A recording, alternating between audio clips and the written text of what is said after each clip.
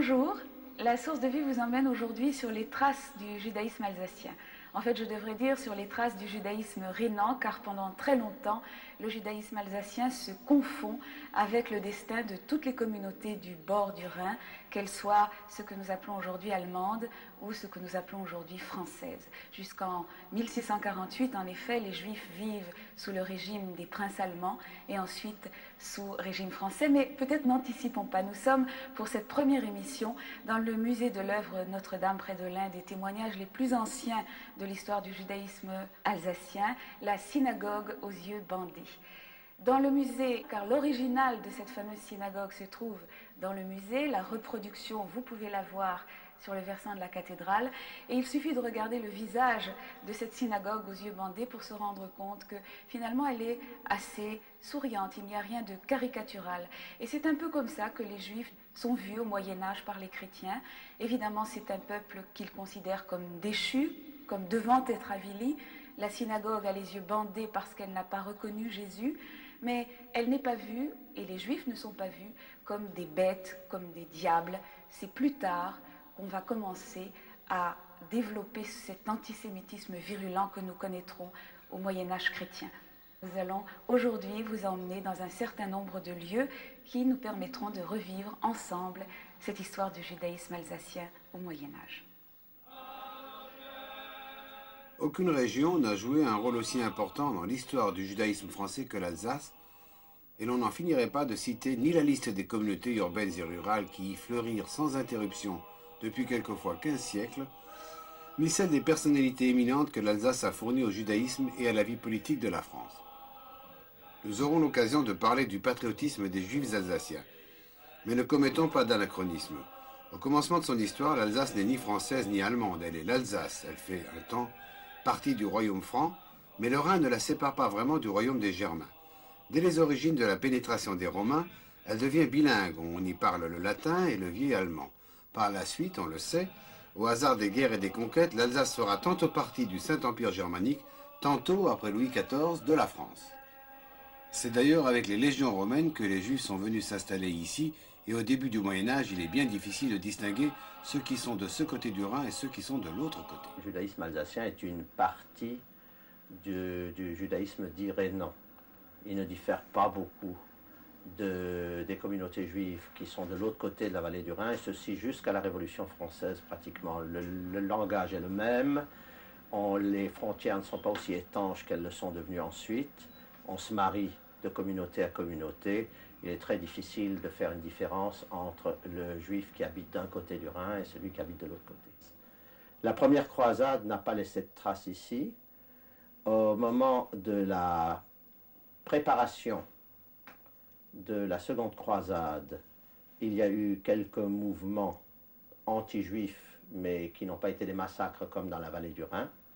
Et c'est à partir de ce moment-là seulement que l'on commence à parler sérieusement, documents en main, des juifs eux-mêmes. Est-ce qu'on en parle avec sympathie ou comme d'un membre de la collectivité ? Les premiers documents qui parlent des Juifs d'Alsace sont les documents qui interviennent surtout pour limiter leurs droits, les impôts qu'ils auront à payer, les lois qui les empêchent d'exercer un certain nombre de professions, surtout les professions publiques, et puis petit à petit qui restreindront le droit de séjour, le droit de propriété des Juifs, et ceci jusqu'au fin du XIIIe siècle. Il faut dire qu'à ce moment-là, les Juifs en Alsace sont ce que l'on appelle des Kammerknechten, des serfs de la chambre impériale. Donc théoriquement, c'est l'empereur, le maître de l'Empire romain germanique, qui est le protecteur et le défenseur des Juifs. Mais en réalité, étant donné que nous sommes déjà en plein dans la féodalité, les Juifs dépendent du souverain ou du suzerain local ou régional. Quel est le plus ancien témoignage que nous possédions de l'histoire de ce judaïsme alsacien? À part quelques documents dont je vous parlais tout à l'heure, je crois que c'est une pierre qui a été découverte vers 1870 en faisant des travaux dans la cave de l'imprimerie Berger-Levrault. C'est une pierre en grès qui mentionne qu'une dame, Bruna, a offert à la synagogue 5 pièces d'or pour le souvenir de son mari. Cette pierre daterait, d'après Euting, qui était le spécialiste au début du siècle, de la seconde moitié du XIIe siècle. Donc comme partout ailleurs, les Juifs ont conservé d'abord l'hébreu. Ça c'est évident. Et tous les documents juifs que nous ayons de cette période ne sont que des documents en hébreu. Cette pierre par exemple, une autre pierre qui se trouve à Molsheim et qui est malheureusement impossible à déchiffrer parce qu'elle est trop abîmée, mais qui probablement se trouvait à la synagogue de Molsheim. Et alors des quantités de pierres tombales et de fragments de pierres tombales que nous possédons de Strasbourg et d'autres régions également.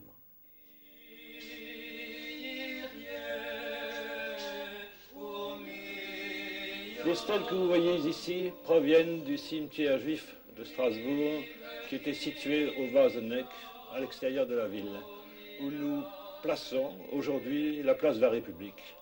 L'endroit peut se délimiter entre le monument aux morts et le canal des faux remparts.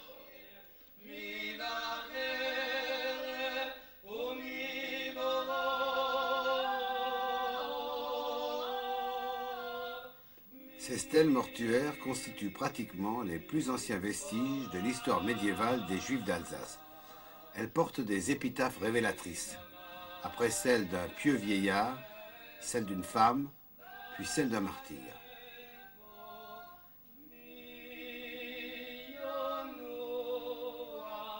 Mais là, nous sommes déjà au XIVe siècle, qui constituera une ligne de rupture dans l'histoire du judaïsme alsacien.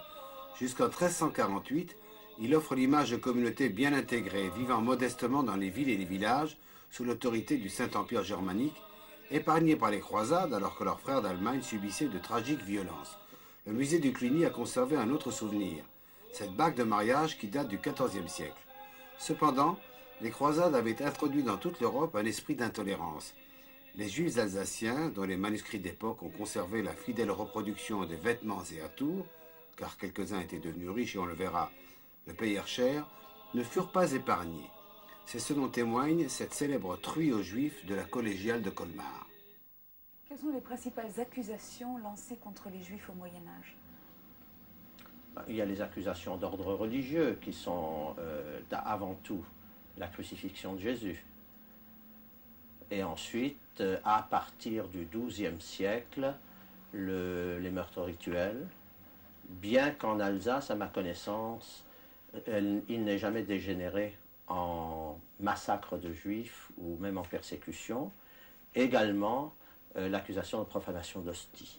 Mais comme écrivait Königshofen, qui était un moine et qui est le grand chroniqueur de Strasbourg, à propos du massacre de la peste noire, que c'est l'argent des Juifs qui a été le poison qui les a tués. Car s'ils n'avaient pas eu de l'argent, et si les autres ne leur devaient pas les créances, les Juifs n'auraient pas été tués. Nous en arrivons à la fameuse accusation des Juifs usuriers. Tout dépend de ce que l'on appelle usurier. Aujourd'hui, la notion d'usure n'a absolument rien de commun avec ce qu'elle était au Moyen-Âge. Et il existait déjà au XIIIe siècle une espèce d'alliance entre 10 villes alsaciennes qu'on appelait la décapole. Et ces 10 villes, entre autres, ont fixé elles-mêmes le taux d'intérêt qu'il serait licite de demander. Or, ce taux d'intérêt se situe à peu près à 51% l'année. Mais il faut comprendre que les prêts d'argent n'étaient pas ce qu'ils sont aujourd'hui. C'était des prêts à très court terme. Les risques étaient énormes. Et je devrais ajouter que ceux qui prêtaient ne prêtaient souvent pas leur propre argent, mais l'argent que d'autres leur confiaient, parce que l'Église interdisant aux chrétiens de prêter à intérêt, ils se servaient des Juifs comme intermédiaires et prenaient évidemment leur pourcentage, et un pourcentage souvent très élevé. Si nous ajoutons que au Moyen-Âge, les charges qui sont imposées aux Juifs et qui concernent pour Strasbourg seul la municipalité, l'empereur et l'évêque, les charges sont telles que pour avoir juste de quoi manger du pain, il fallait gagner 4 fois plus que ce qui était nécessaire pour l'acheter. Que restait-il donc aux Juifs à faire pour gagner leur vie? Pendant très longtemps, les Juifs ont exercé toutes sortes de professions artisanales. On parle très peu en Alsace de Juifs qui étaient propriétaires terriens ou qui s'occupaient du travail de la terre. Peut-être à cause de la loi qui leur interdisait de posséder des propriétés autres que la maison d'habitation. Et puis, avec les corporations, on a interdit aux Juifs l'exercice de la plupart des métiers qui dépendaient de ces corporations et qui étaient liés plus ou moins à des symboles religieux également. Il fallait être chrétien pour appartenir. Je ne sais pas s'il fallait être chrétien, mais la corporation avait son patron, avait sa fête patronale, et il y avait toujours un caractère religieux qui était lié. Donc les Juifs ne pouvant pas faire partie de ces corporations, petit à petit, on les a exclus de la plupart des professions. On leur a donné uniquement des professions annexes, c'est-à-dire la revente des objets d'occasion, le commerce du bétail. Et c'est cela l'origine de ces professions célèbres pour les Juifs d'Alsace, célèbres jusqu'au XIXe siècle encore. On rencontre énormément de Juifs qui sont ou marchands de bestiaux, et quand je parle de marchands de bestiaux, ce sont surtout les bêtes à cornes, et pas du tout les chevaux. Les chevaux, c'est déjà un métier plus reluisant, c'est déjà un degré au-dessus, et les fripiers, c'est-à-dire ceux qui vendent des objets usagés. Donc les Juifs sont surtout des intermédiaires. Oui, ils le seront pendant très longtemps, jusqu'au moment où on leur donnera de nouveau les droits de vivre comme tout le monde.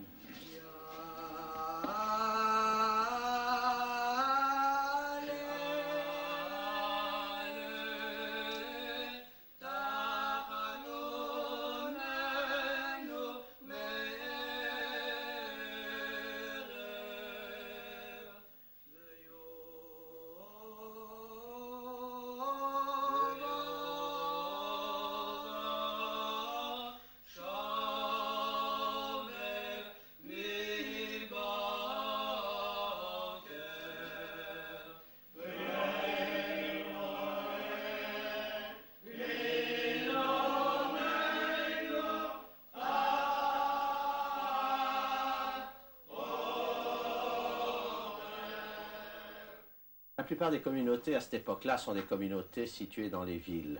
D'abord parce que les villes sont mieux protégées et que les Juifs sont plus à l'abri des pillards. Et ensuite parce que dans les villes, ils ont la possibilité de vivre de leur commerce, de ce métier d'intermédiaire dont nous parlions tout à l'heure. Mais nous avons un témoignage du XIIe siècle qui est celui de Benjamin de Tudel, qui est un célèbre voyageur juif qui a traversé toute l'Europe, l'Afrique du Nord, le Proche-Orient, et qui cite Strasbourg parmi les communautés où il a passé comme étant une ville où il y avait beaucoup de savants et de rabbins, ce qui signifie qu'il y avait une vie intellectuelle beaucoup plus importante que tout ce que l'on pouvait imaginer à l'époque. Les Juifs à Strasbourg ne connaissaient pas de ghetto à ce moment-là, mais ils vivaient quand même, comme dans toute communauté, autour de la synagogue, du bain rituel, de la boulangerie où on faisait les pains azim, et de l'école où on envoyait les enfants. Et c'est ce quartier-là qui est devenu ensuite la rue des Juifs. Nous sommes à l'extérieur de la ville. Ici, à cet endroit à peu près, se trouvait le cimetière juif. Le cimetière juif de 1349, là où furent brûlés l'ensemble de la communauté juive. Si nous avançons, nous passons par la petite poterne des Juifs, nous traversons, nous suivons le terrain qui se trouvait entre les deux parties du canal des fortifications. Nous retraversons et nous nous trouvons en face de la grande porte des Juifs. La porte des Juifs n'était pas une des entrées principales de la ville, mais c'était quand même une porte très imposante. Si nous passons sous la porte, par les petites ruelles, nous rejoignons la rue des Juifs, jusque là-bas, jusque vers la cathédrale.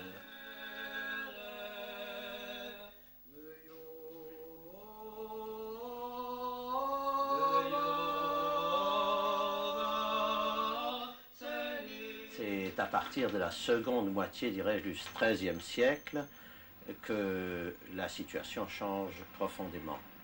Je pense que c'est en partie une conséquence du développement de la bourgeoisie. Les Juifs ont été, pendant tout le Moyen-Âge, pratiquement les intermédiaires entre la classe populaire et la classe dirigeante, donc la noblesse, et c'est eux qui s'occupaient essentiellement du commerce. Les croisades ont ouvert le commerce au monde non juif également. Et ce sont surtout les citadins, les bourgeois qui se sont lancés là-dedans. À partir de ce moment-là, les juifs sont devenus pour eux surtout des concurrents. Les juifs de Strasbourg étaient des gens aisés menant auprès de leurs concitoyens une vie paisible. Deux événements marquèrent la fin de cette vie paisible. Le premier, ce fut la peste noire. Les pestes étaient relativement courantes au Moyen-Âge, mais aucune n'atteignit en intensité celle qui commença en 1347 et qui causa à travers l'Europe environ 25 millions de victimes. Le bruit courut que c'étaient les Juifs qui étaient à l'origine de cette peste en empoisonnant les puits, en y jetant des poisons, des venins, comme ils disaient. On décida d'exterminer les Juifs. L'évêque de Strasbourg vota pour l'extermination. De retour à Strasbourg, le premier magistrat de la ville, Peter Schwaber, essaya de sauver un certain nombre de Juifs. Il les mit au Stolzeneck, qui se trouve géographiquement à l'intersection de l'actuel canal des Faux-Remparts et de la Bruche. Je pense qu'on pouvait, peut-être par un escalier, descendre de cet endroit et embarquer dans des petites embarcations, et par là les Juifs auraient pu quitter la ville. Les corporations prirent les armes et réclamèrent la démission du magistrat. La semaine se termina le samedi par l'arrestation de tous les Juifs. On amena ceux qui avaient été abrités au Stolzeneck, on les amena tous sur leur cimetière au Wazeneck et on les fit monter sur un bûcher où ils périrent. Donc on peut imaginer leur passage ici. Ils suivaient donc, ils sont sortis par le Andreas Tur et furent conduits ici au cimetière où ils furent brûlés. La corne que je tiens en main est le fameux Grüselorn. On sonnait du haut de la cathédrale de Strasbourg à 22h tous les soirs pour intimer aux Juifs l'ordre de quitter la ville. La légende veut que, après la peste noire, ou plutôt au moment où les Juifs ont été brûlés à l'époque de la peste noire en 1349, les chrétiens ayant pillé la synagogue ont trouvé un chauffard. D'ailleurs, ce Grüselorn a typiquement pour nous Juifs la forme d'un chauffard. Et pour les chrétiens, ce chauffard était la marque de la trahison, de la traîtrise des Juifs de Strasbourg. Il leur semblait que c'était avec ce chauffard qu'ils pouvaient avertir l'ennemi et attirer l'ennemi dans la ville de Strasbourg. Cette corne est devenue pendant des siècles, et c'est toujours ce que raconte la légende, la marque de l'infamie juive. En fait, cette corne de bronze date très certainement du XVIe siècle. On y voit l'écu de l'œuvre Notre-Dame. Il faut attendre l'émancipation et le fils de Serfbert, Max Serfbert, pour que cette corne soit précipitée du haut de la cathédrale et qu'on cesse enfin de sonner chaque soir pour chasser les Juifs de Strasbourg. Ainsi, dans l'histoire de l'antisémitisme, Strasbourg et les autres villes d'Alsace ont 2 siècles d'avance sur Venise, Rome et les ghettos d'Allemagne. Les Juifs n'y sont tolérés que durant la journée. Il leur faudra plus de 400 ans pour retrouver leur droit de cité. Tout ceci s'est trouvé coupé à la base au moment des massacres de la peste noire. Les Juifs de Colmar, de Mulhouse et de toutes les grandes villes et des communautés plus petites ont été ou brûlés, ou noyés, ou massacrés. C'est la destruction de toutes ces communautés. Y a-t-il des communautés anciennes qui ont complètement disparu à cette époque et qu'on ne retrouve plus? D'abord, je pense qu'on ne peut pas connaître toutes les communautés qui existaient avant la peste noire. On connaît celles qui sont mentionnées dans les Memorbücher, c'est-à-dire les fameux livres où on évoquait les martyrs, les livres des martyrologes au Moyen-Âge. Or, il n'est pas certain du tout que toutes les communautés s'y trouvent. Et puis il y a des communautés qui étaient peut-être importantes au Moyen-Âge et qui ensuite ne se sont pas reconstituées parce que les villages n'étaient pas assez importants. Mais il y a une communauté qui a été la première victime antérieurement à la peste noire, c'est la communauté de Rouffach, où il y a eu un massacre, et plus jamais, après ce massacre, plus jamais les Juifs ne sont revenus à Rouffach. Il y a même une légende, peut-être est-ce plus qu'une légende, qui prétend qu'on a lancé l'anathème contre cette communauté et qu'aucun Juif, au cours des siècles, n'a cherché à s'y réinstaller.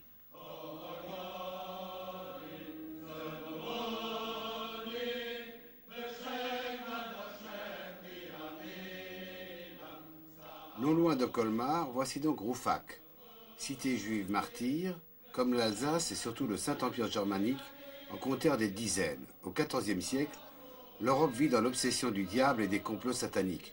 Mais Satan ne se laissant pas facilement arrêter, on lui trouva des suppôts, les Juifs, accusés de comploter la ruine de leurs voisins. Une véritable chasse aux sorcières commença. Le moindre conflit local se retournait contre les Juifs. C'est le cas de Rouffach, où l'évêque de Strasbourg et les habitants de la ville se querellèrent d'abord, puis s'accordèrent pour dépouiller les Juifs et les brûler vifs. Aujourd'hui, cette synagogue, qui a conservé ses formes antérieures, est devenue un cellier, mais Robert Weil a reconstitué son histoire. La synagogue avait à peu près la forme d'un carré de 10 mètres sur 11 mètres. Nous nous trouvons exactement devant le mur oriental. Ce que vous voyez ici, ce sont les traces de l'Aron HaKodesh. L'Aron HaKodesh était dans une abside, c'était un meuble placé dans une abside. Cette abside a été bouchée au XVIe siècle probablement, peut-être même avant. Et on voit encore ici une poutre qui devait faire partie de l'appareillage.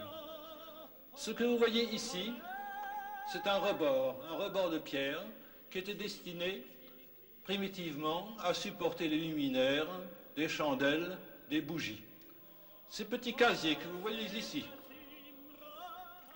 étaient destinés à renfermer les livres de prière, le talit, les tefilines. On voit des traces de penture, ce qui indique qu'il y avait des petites portes. La synagogue, le sol de la synagogue était à 70 cm au-dessous du niveau de la rue, ce qui montre bien que l'on descendait à la synagogue et probablement il y avait là quelques marches pour monter à l'Aron HaKodesh. La forme carrée de la synagogue et les niches qui se trouvent sur les 4 murs indiquent suffisamment qu'il y avait une estrade, une bima centrale. C'est là-dessus que se trouvait l'officiant, c'est là qu'on disait les prières et c'est aussi là que l'on lisait la Torah.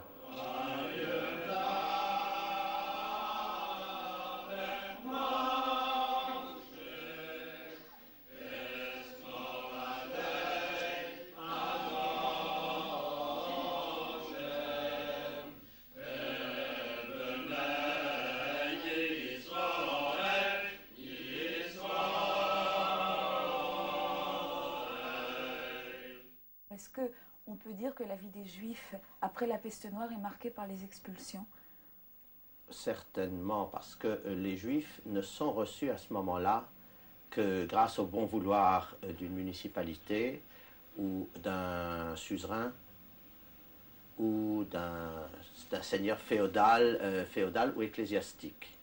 Dès le moment où la présence des Juifs l'incommode ou le revenu que doit lui rapporter les Juifs ne lui paraît pas suffisant, il est capable de les expulser du jour au lendemain.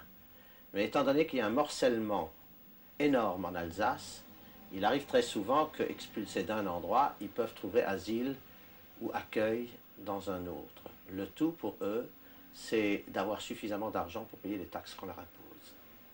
Comment font-ils pour vivre une vie spirituelle dans une telle atmosphère de crainte? Je crois que ce n'est pas typique au judaïsme alsacien, c'est typique au judaïsme en général. Lorsqu'ils sont dans la vie quotidienne, en rapport avec la cité, en rapport avec leurs concitoyens qui ne les reconnaissent pas comme tels, ils sont des Juifs avec toutes les brimades qu'on leur impose. Quand ils rentrent chez eux, à l'intérieur de leur communauté ou à l'intérieur de leur foyer, ils redeviennent des êtres humains avec tous les droits qui en découlent. Alors le Shabbat, les jours de fête, la vie familiale leur donne une possibilité de vivre plus intensément, et vivre plus intensément, à cette époque-là surtout, c'est vivre selon la tradition, c'est l'étude, c'est la pratique de toutes les exigences de la loi. Et le judaïsme alsacien, dans ce domaine-là, est exactement le pendant du judaïsme allemand, surtout du judaïsme rhénan.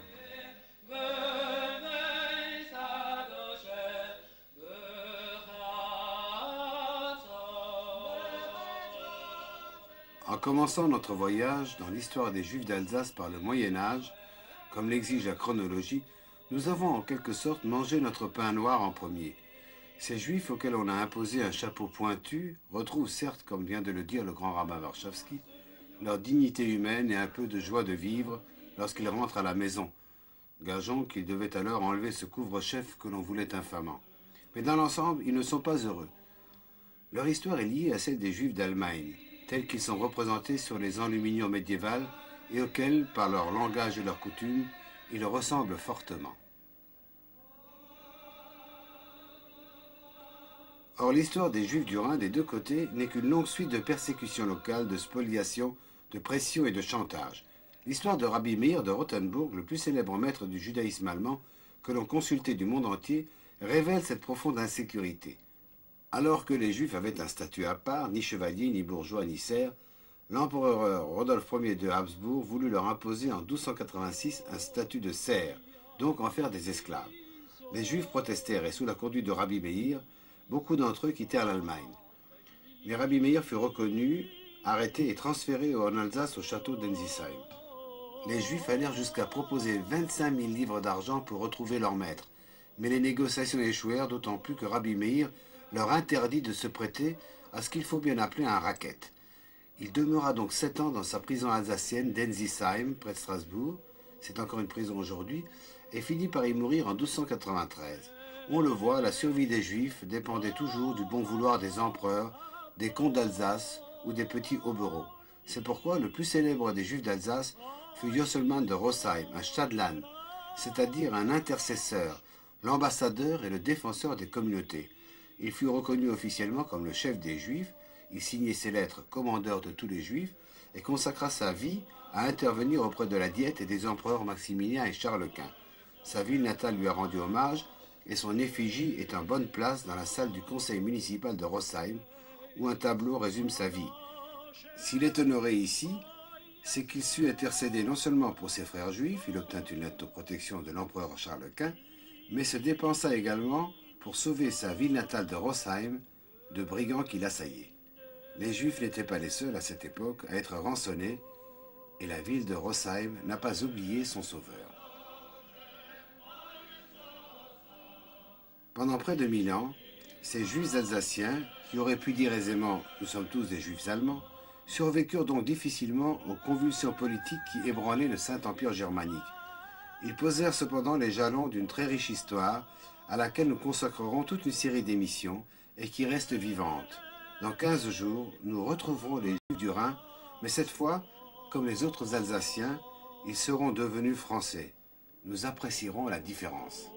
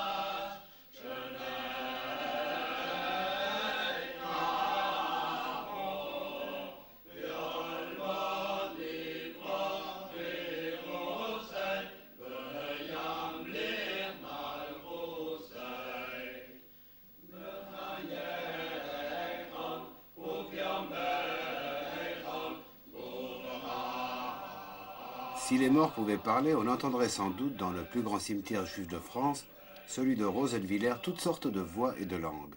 Allemand, judéo-allemand, français. Les 20 générations de juifs qui reposent ici résument bien l'histoire de cette communauté des juifs d'Alsace qui vécurent tout d'abord dans la mouvance de l'Allemagne, comme nous l'avons vu dans notre précédente émission. Aujourd'hui, nous allons voir comment ces juifs vont devenir français sous Louis XIV, puis lutter sous la Révolution française pour l'égalité des droits. L'histoire même de ce cimetière que nous conte le grand rabbin Warszawski montre bien la précarité de la situation des Juifs avant que l'Alsace, en 1648, ne soit rattachée à la France. Rosenwiller est un petit village à 2 km de Rosheim qui était une communauté importante. Rosenwiller ne représente qu'un cimetière. Il n'y a jamais eu de véritable communauté juive. Y habitait en général le fossoyeur juif, le responsable du cimetière et sa famille. Et ceci pendant très longtemps. Et ce que représente Rosenwiller, c'est un des plus anciens cimetières juifs en Alsace. Dans la seconde partie de l'histoire juive qui va des expulsions ou des persécutions de la peste noire jusqu'à la Révolution, les juifs ont formé de toutes petites communautés. Et s'ils étaient plus ou moins tolérés dans tel village ou dans tel petit bourg, on ne leur donnait pas toujours de terrain pour y faire des cimetières. Par conséquent, les Juifs ont acquis en Alsace, ou des terrains qu'ils ont agrandis de plus en plus au fur et à mesure, et il y a eu des nécropoles qui étaient des nécropoles centrales. Le cimetière du Haut-Rhin le plus célèbre, c'est celui de Jungholz, près de Sulz. Dans le Bas-Rhin, les plus célèbres sont celui de Ettendorf, près de Hochfelden, et le cimetière de Rosenwiller, près de Rosheim. Le cimetière est énorme. Il a été acheté en 3 ou 4 étapes, au fur et à mesure que les parcelles se remplissaient. Mais Rosenwiller a été la nécropole pour tous les juifs de la région, aussi bien de Molsheim, de Mutzig, de Rosheim, de Nidernais. Et quand je parle de Mutzig, Nidernais, ce sont 2 centres rabbiniques jusqu'au moment de la Révolution. Ça, il faudrait peut-être en parler tout à l'heure. Monsieur le grand rabbin, vous parlez de petites communautés. Est-ce qu'on peut s'imaginer la taille de ces communautés? Écoutez, lorsque le recensement de 1784 a été fait, la communauté la plus importante d'Alsace, numériquement, était celle de Bischheim. Et elle comprend à ce moment-là, je crois, 87 familles et une population totale de moins de 500 âmes. Ça, c'est la plus grande communauté avant la Révolution. Alors, les communautés sont des communautés qui varient de 5-6 familles avec de 20 à 30 personnes à 60-70 familles pour les communautés les plus importantes. Aucune comparaison avec ce qu'étaient les communautés avant la peste noire. Le nombre des Juifs qui ont été brûlés à Strasbourg en 1349 est d'après le chroniqueur, mais c'est à prendre avec réserve, de 2000. Or, il n'y a plus de communautés de ce genre-là. Ce sont de toutes petites communautés, et ces communautés ont souffert, comme toutes les communes d'Alsace, au moment de la guerre de 30 ans, ont été totalement décimées, et l'Alsace s'est reconstituée au point de vue de la population, et les communautés juives, elles aussi, à partir de 1648, c'est-à-dire à la fin de la guerre de 30 ans. Et par conséquent, une nécropole comme Rosenwiller, qui date du XVIe siècle certainement, mais peut-être déjà avant, couvre une très grande superficie, mais c'est pour une période de 300-400 ans. Et la deuxième partie du cimetière de Rosenwiller nous amène jusqu'aujourd'hui.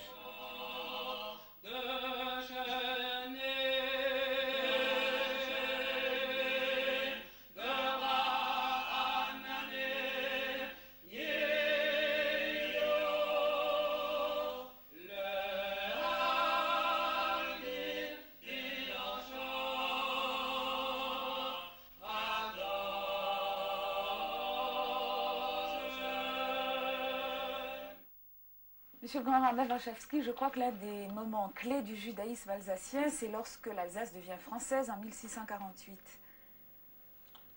Oui, 1648 marque la fin d'une période de troubles terribles qui était la guerre de 30 ans. Et l'Alsace doit se relever de ses ruines à tous les niveaux, aussi bien dans les communes que dans les villes. Et pour les communautés juives, nous rencontrerons la même chose. Or, il y a dans toute l'Alsace, au début du XVIIe siècle, peut-être 500 juifs. Et entre 1648 et la Révolution française, la communauté va augmenter jusqu'à près de 20 000 âmes. Or, c'est cette période-là qui est la période la plus importante. L'Alsace a encore ses suzerains. Et les communautés juives de toute la période du XVIIIe siècle seront placées non seulement sous l'obédience du roi de France, mais également sous celle d'un certain nombre de pouvoirs qui ne sont plus féodaux, mais qui sont quand même autonomes. Mutzig est le siège du rabbinat dépendant de l'évêché de Strasbourg. Les Hanau-Lichtenberg ont leur rabbinat qui se trouve à Bouxwiller. Haguenau a un rabbinat qui couvre tout le nord de l'Alsace. Et Nidernais, à côté d'Obernai, est le rabbinat de la noblesse immédiate d'Alsace. Et au cours du XVIIIe siècle, chacune de ces villes aura non seulement un tribunal rabbinique, mais probablement également des écoles talmudiques. Et tous les rabbins du XVIIIe siècle, dont le plus grand nombre provient d'Alsace même, mais d'autres viennent d'ailleurs, de l'autre côté du Rhin, et sont installés en Alsace. C'est eux qui constitueront le cadre spirituel, et j'allais presque dire administratif aussi, de la communauté juive en Alsace. C'est l'époque également où les juifs sont représentés par ce qu'on appelle des préposés, des parnassim, qui sont des représentants des communautés, et qui ont, au cours du XVIIIe siècle, choisi parmi eux les plus importants, qui seront des préposés généraux, qui seront les porte-paroles du judaïsme d'Alsace vis-à-vis des autorités.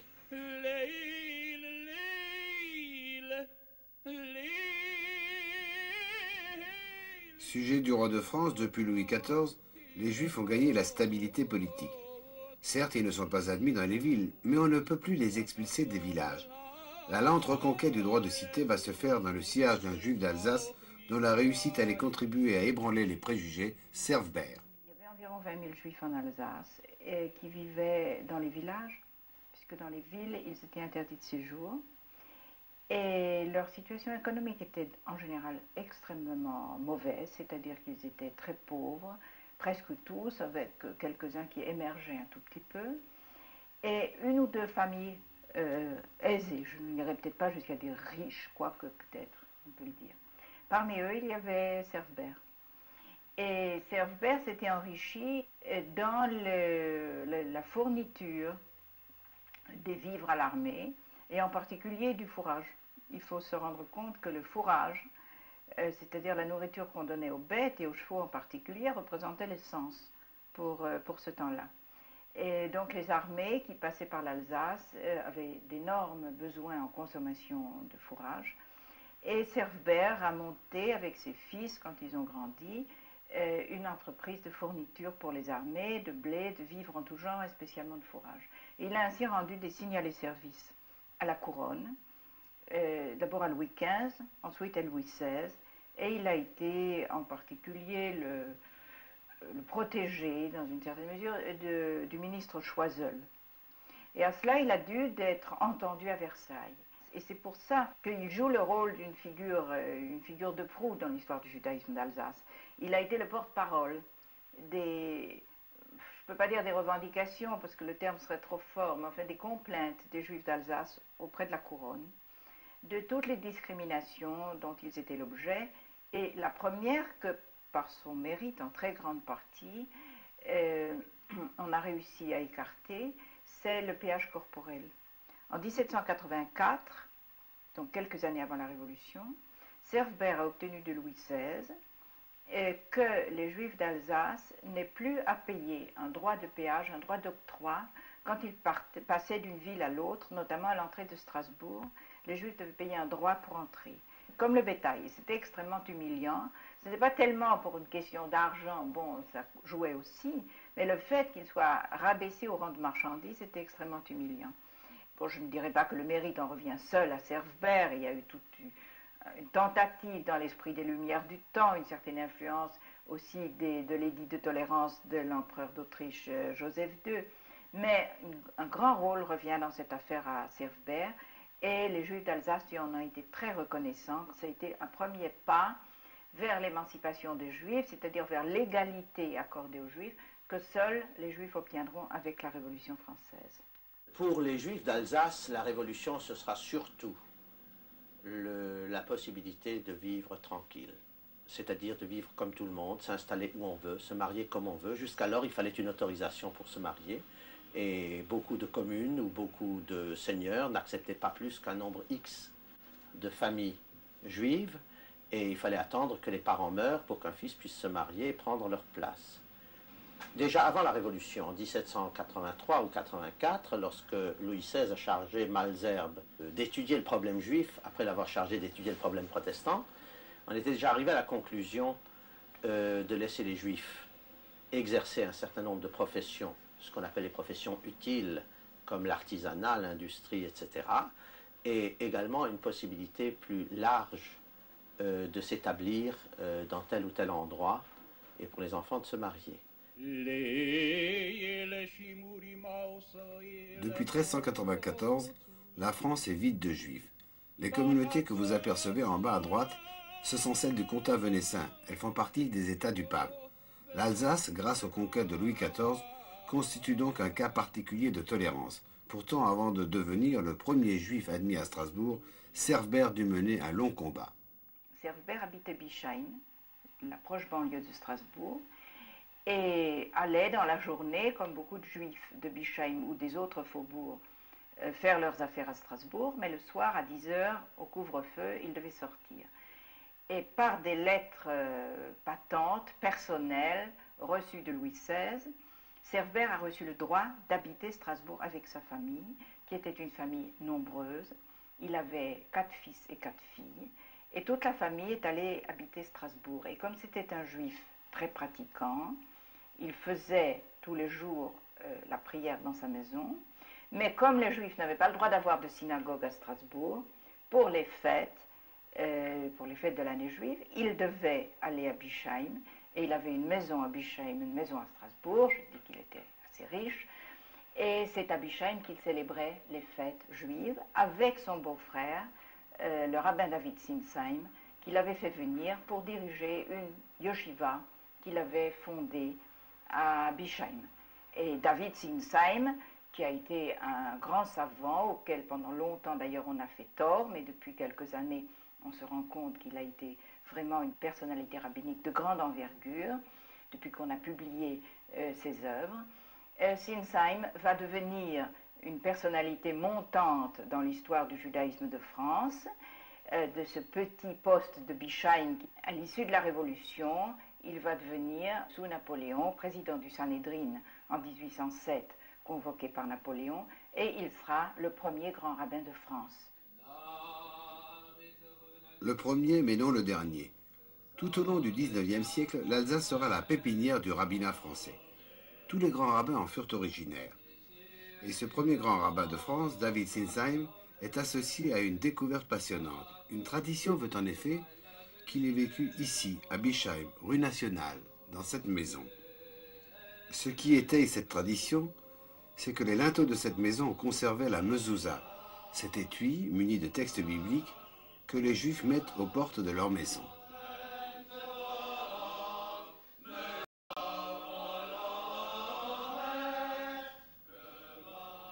Or, au fond du jardin, sous le hangar, on a retrouvé un bain rituel, en hébreu mikvé, qui constitue à la fois l'un des plus anciens, mais aussi l'un des plus étonnants et des mieux conservés parmi les monuments juifs de France.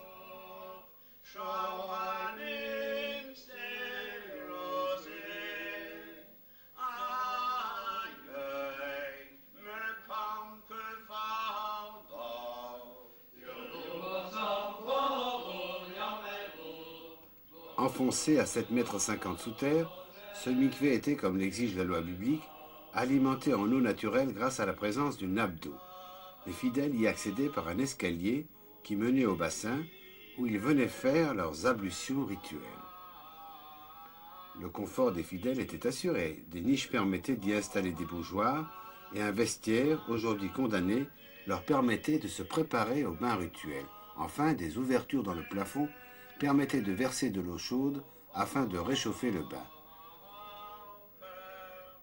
Aujourd'hui, la nappe d'eau a disparu, le bain est à sec. C'est probablement ce qui explique qu'il ait pu être si bien conservé.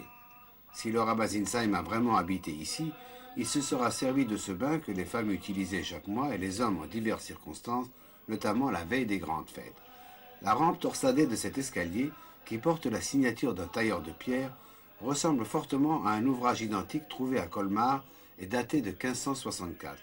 Robert Weil a réussi à identifier l'auteur de cette rampe, qui a également travaillé pour la cathédrale de Strasbourg, et ce bain rituel date donc vraisemblablement du XVIe siècle, peut-être même plus tôt.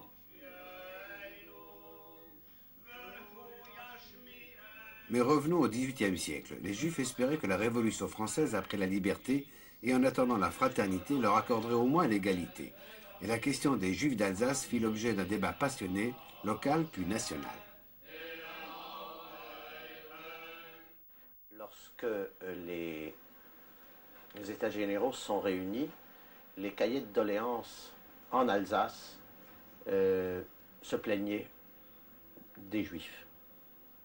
Il ne faut pas oublier qu'à cette époque-là, la profession fondamentale des Juifs était celle d'intermédiaire et celle du prêt de l'argent.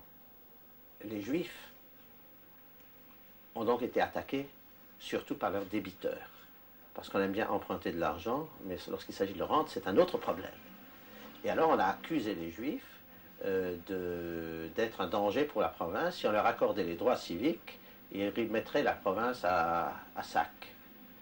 Et chaque fois que le problème des Juifs d'Alsace avait été soulevé à l'Assemblée, les députés alsaciens, en particulier rebelles, s'étaient élevés avec violence et ont prétendu que s'ils s'opposaient aux droits civiques pour les Juifs, c'était dans l'intérêt des Juifs, parce que si on leur accordait ces droits, il y aurait une révolution dans la région contre eux et ils se feraient massacrer. D'ailleurs, quand on a craint que les Juifs ne reçoivent l'égalité, il y a eu de véritables émeutes anti-juives en Alsace et pas mal de Juifs ont dû s'enfuir, en particulier vers Mulhouse-Bâle. Mulhouse, à ce moment-là, n'était pas encore français, et se réfugier en attendant que ces émeutes cessent. Quand la stabilité est revenue avec le directoire et ensuite avec le consulat et l'Empire, je pense que les Juifs d'Alsace ont eu un immense espoir dans cette égalité qui leur était enfin accordée. On sait que dans le Sud, certains Juifs ont participé à l'effort révolutionnaire, même comme soldats. Est-ce que ça a été le cas en Alsace? Ça a été le cas en Alsace quand l'égalité a été donnée, c'est-à-dire après septembre 1791. Ça a été encore plus vrai en Lorraine et à Paris. Il a fallu un certain temps aux Juifs d'Alsace pour comprendre quel était le sens de leurs droits devenus droits pléniers, pour aussi faire taire le plus gros des stéréotypes anti-juifs et des quolibets anti-juifs qui se répandaient. Mais très vite, les Juifs d'Alsace se sont distingués par un nationalisme français très très marqué, qui restera, jusqu'à l'époque contemporaine, une des marques du judaïsme alsacien. Un très fort attachement à la France qui a émancipé les Juifs, la première en Europe, et a donné à ces Juifs d'Alsace des peints comme des pauvres colporteurs de bas étages, de leur avoir permis d'être des citoyens par entière. La juiverie alsacienne était très très francophile, pour des raisons historiques qu'on connaît, la Révolution, et aussi Napoléon. Je crois qu'ils étaient tous très bonapartistes en plus, c'est très curieux tout ça. Il y avait un culte de Napoléon dans ma famille paternelle, parce que mon grand-père Jules, il était le tambour-major de la dernière classe de conscrits français sous Napoléon III. Et il a gardé sa canne de tambour-major, que j'ai chez moi, à Jérusalem, et il a gardé ses pantalons rouges de Garance, de soldats français de la classe de 1869, jusqu'à sa mort, dans les années 30 de ce siècle. Et j'ai vu tout cela dans mon enfance. J'ai été élevé dans cette mythologie.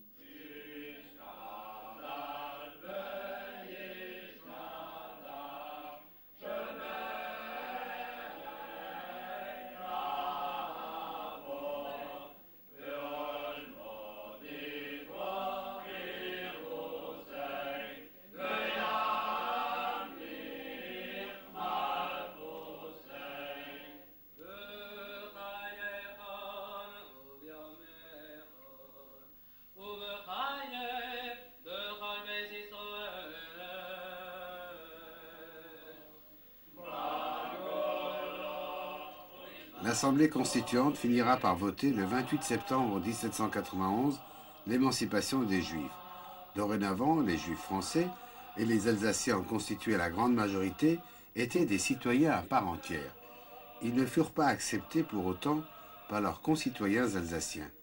Si les Juifs constituaient pour la plupart une sorte de prolétariat, il y avait en Alsace un sous-prolétariat, la paysannerie, qui les détestait. Des désordres, on l'a dit, éclatèrent. Napoléon finit par se demander si les Juifs étaient susceptibles d'être intégrés et ouvrit une enquête. Monsieur le grand rabbin, quelle a été l'attitude de Napoléon envers les Juifs et en particulier envers les Juifs alsaciens?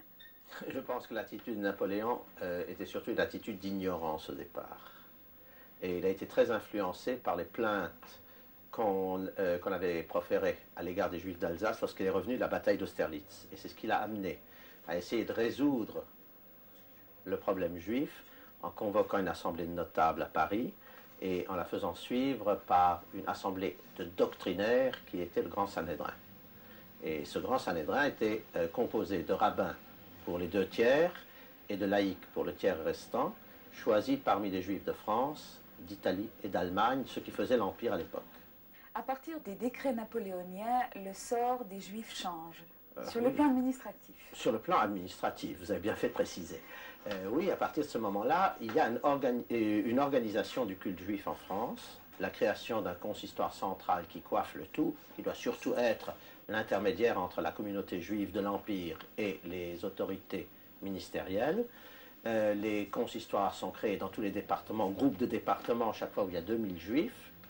Et à la tête du judaïsme français, il y a 3 grands rabbins, parmi lesquels l'ancien, c'est David Sinsheim. Mais pendant tout le 19e siècle, les rabbins concordataires, le terme n'est pas juste pour ce qui concerne les Juifs, mais on l'utilise couramment, les rabbins concordataires en France, et ceci jusqu'au moment de la loi de séparation de l'Église et de l'État, seront dans une proportion de plus de 90% des rabbins nés en Alsace. Lorsque l'Alsace passe sous le régime allemand, les rabbins continuent à être fonctionnaires. Et lorsque l'Alsace revient à la France, se pose un problème administratif. Que va-t-on faire avec les fonctionnaires du culte? Eh bien, le problème ne s'est pas posé avec la France. Le problème s'est posé en 70, lorsque l'Alsace a passé sous l'emprise allemande. Les Allemands n'avaient pas de concordat.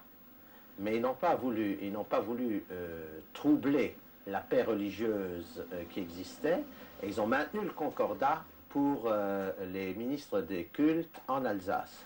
Et lorsqu'en 1918 l'Alsace est revenue à la France ne pouvait pas faire moins que n'avait fait l'occupant, et a gardé jusqu'aujourd'hui le même statut, bien que depuis 1905, la séparation s'était faite pour le reste du pays.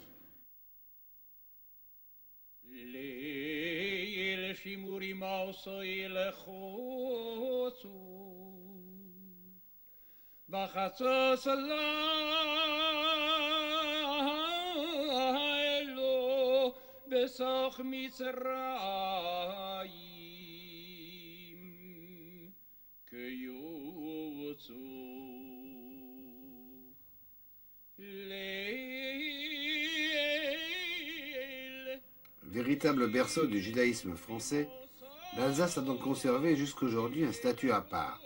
Tout comme les curés et les pasteurs, ces ministres du culte et rabbins sont rétribués par l'État. Ils émargent au budget du ministère de l'Intérieur. C'est là la conséquence du désir de Napoléon de réglementer les cultes, et les avatars de l'Alsace ont fait que les lois napoléoniennes, le Concordat, soient toujours en vigueur ici.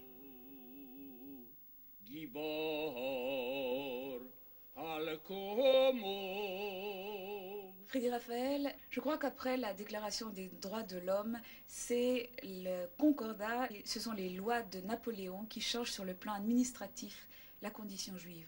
Oui, mais je crois qu'il y a là une mutation. Les lois napoléoniennes vont, si vous voulez, bouleverser le statut administratif des Juifs, vont leur demander par exemple de prendre des noms, patronymes, mais en même temps, c'est un mouvement à l'intérieur de la communauté juive d'Alsace qui va être source de changement. Un mouvement qui va d'abord essayer, et le terme n'est pas très joli et très condescendant, de régénérer les Juifs d'Alsace. Comment? En leur apprenant des métiers manuels. Seulement, les notables juifs qui ont décidé, si vous voulez, d'apprendre, d'enseigner ces métiers manuels, pensaient et effectivement se sont intéressés aux enfants pauvres. Ces métiers manuels étaient bons pour les enfants pauvres. Et on voit à Strasbourg, à Mulhouse, s'instaurer parmi les premières écoles du travail juives et écoles du travail tout court en France. Les enfants y logent et sont placés, et on a beaucoup de mal à trouver des artisans non juifs qui les accueillent pour leur apprendre le métier. Alors toute une promotion des Juifs d'Alsace va se faire par ce biais. Et puis il y en a une autre qui me paraît tout à fait significative, c'est que dans les communautés, les maîtres d'école juives vont repérer les enfants doués, ceux qui apprennent bien à l'école. Ce sont souvent des enfants très pauvres. Et quel est le signe même de la réussite pour ces enfants? Qu'est-ce qu'on veut en faire? On va en faire des rabbins. Et souvent, toute la communauté va se cotiser pour permettre à cet enfant un peu doué, mais venant de familles pauvres, de faire des études à l'école rabbinique, soit à Metz d'abord, puis à Paris. Et on arrivera à cette situation, vers la fin du 19e siècle, que 99% du rabbinat français va être composé de juifs venus d'Alsace. Ça, c'est la deuxième voie de promotion. Et puis, il y en a une autre, qui est la voie de l'armée. Au début, comme je l'ai dit, l'armée a mauvaise presse, on ne remplit pas très facilement, parce que ceci suppose exposer sa vie, et surtout parce que cela suppose de rompre avec les lois, les pratiques traditionnelles. On ne peut plus manger kasher, on ne peut plus on ne peut plus respecter le Shabbat. On ne peut pas respecter le Shabbat, et ceci est fort mal vu. Et souvent, des communautés vont à nouveau se cotiser pour permettre de ce qu'on appelle racheter un soldat, c'est-à-dire envoyer quelqu'un d'autre, moyennant finance, à la place du garçon pauvre qui a été choisi pour l'armée. Mais ceci ne va durer qu'un temps. Et progressivement, au fur et à mesure que les Juifs s'identifient avec la France, qu'un patriotisme de plus en plus chauvin va se développer, eh bien, ce sera une promotion pour les jeunes Juifs pauvres d'Alsace que de faire carrière dans l'armée. Et alors, il y a une pléthore, un épanouissement d'officiers, de généraux, qui feront la fierté de leur communauté. Et pendant très très longtemps alors, ce patriotisme français ne va pas cesser, si vous voulez, de s'affirmer. En fait, le capitaine Dreyfus de l'affaire est un descendant de Juifs alsaciens. Oui, mais c'est un capitaine parmi d'autres. Et je dois dire que si son aventure a été traumatisante, si elle est exemplaire par toute la charge de haine qu'il a sentie autour de lui, elle n'est pas exemplaire, si vous voulez, ou du moins elle n'est pas isolée, je veux dire, en ce qui concerne la voie de promotion des Juifs d'Alsace.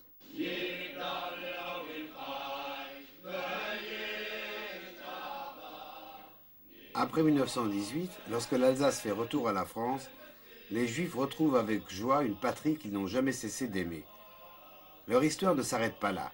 Il s'est passé bien des choses depuis qui ont transformé le visage du judaïsme alsacien. Nous y reviendrons. Mais au cours de ce premier volet, plus spécifiquement historique, nous n'avons pas eu le temps de vous parler de ce qui caractérise cette communauté, ses particularités, sa tradition, sa langue, son âme, bref, la civilisation des Juifs d'Alsace. Ce sera le sujet d'un nouveau voyage que nous vous proposerons à l'automne.